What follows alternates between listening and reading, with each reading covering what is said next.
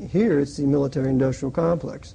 Right. So the Federal Reserve Bank was created, and thus it created the military complex. Ah, the Federal Reserve, one of my favorites. So the Federal Reserve does, in fact, control, obviously, the money supply.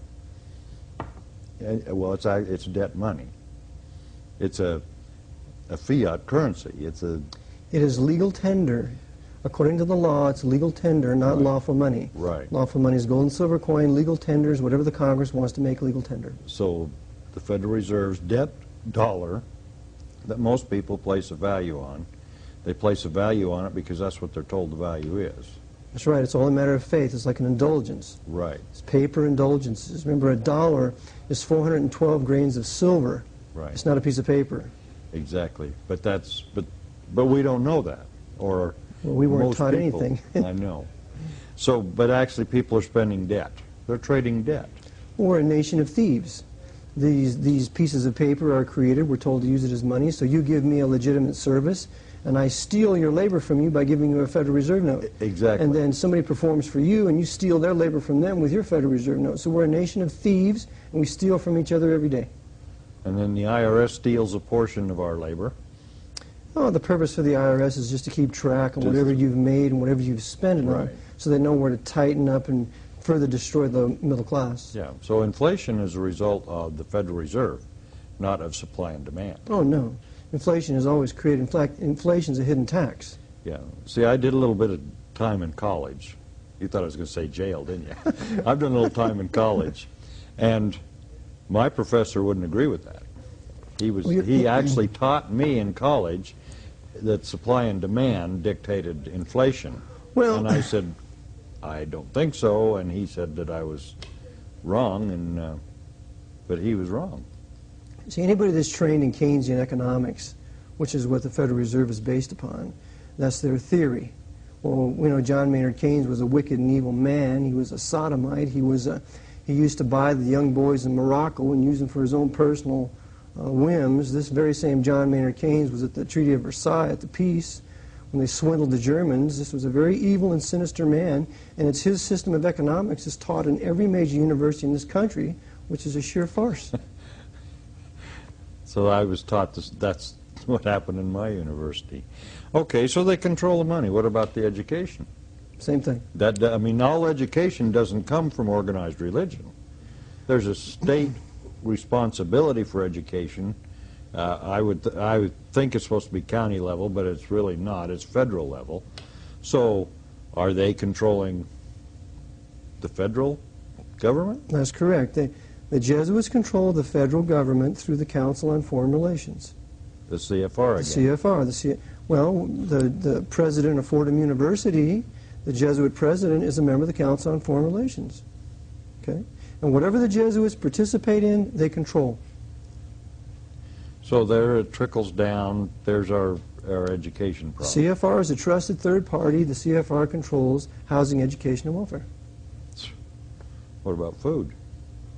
What are they doing about that? Well, they control the food giants. Remember, with the New Deal, they ruined many Midwest farmers and set up in its place these huge, massive corporate farms, so we can all have what I call white man's corporate food. Mm-hmm. It's not food. It's white man's corporate food. It's poison. It has no enzymes in it. It is completely devoid of any life. All your milk and butter is pasteurized and homogenized. It's a poison.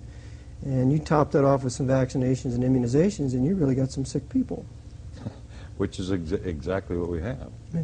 Now, and this is a little bit off the subject, now there's a lot of talk that they're spraying something from the sky. Is that going on too? Oh, sure. They spray what they call their chemtrails. And their chemtrails are designed to sicken us and weaken us so that there are 100 million chronically ill Americans, so that we don't have the will to resist a tyranny, nor do we have the will to resist a foreign invasion by the Red Chinese, the Russians, and the Muslims, which they're planning on. You've got this all documented. It's all in my book. It's all in your book. Okay, so now they got us all sick. But it's a piece of cake. You go to the doctor, he gives you a prescription that makes you unsick, right? The theory of medicine is completely Jesuitized today. In other words, you can do anything you want, go anywhere you want, treat your body any way you want to treat it. When you get sick, come to us and we will give you a rabbit's foot. We'll call that a prescription. And this little rabbit's foot, if you hang it around your neck, it's going to make you well. You take this prescription, it's going to make you well. Well, what it's going to do is it's going to suppress the symptom that's indicating that you're sick for a while until it gets worse. And then when you come back, we might give you a little radiation, we might give you a little surgery, but they have no training in nutrition, they have no training in how the endocrine system works together with the central nervous system. If you're going to keep the body healthy, you have to keep these systems functioning properly. And to top it off, they're going to fill your head with amalgam fillings, which are poison. Mercury is the second most toxic poison in the world. And we're also going to fill you up with vaccinations and immunizations. We're going to give you at least 139 live viruses and bacteria in the polio vaccine. So we got you good and sick by the time you're 2 years old. So how do we survive?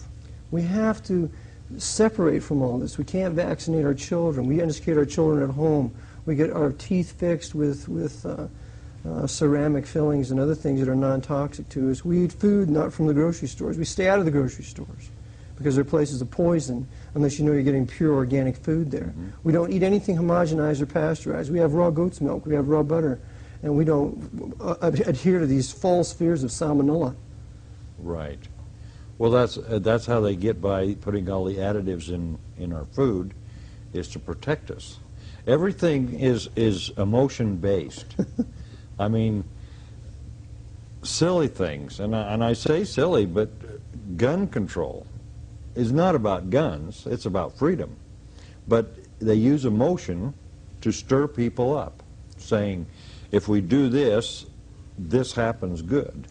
The Jesuit Conference has, for at least 20 years, been against the American citizen owning a handgun, a rifle, and a shotgun. That's the Jesuit Conference. That's their official position. Well, I could understand why. Because you can't have an inquisition when people own guns. Well, there's 700 million guns in the United States. That would tend to be a problem, I would think. So, is that...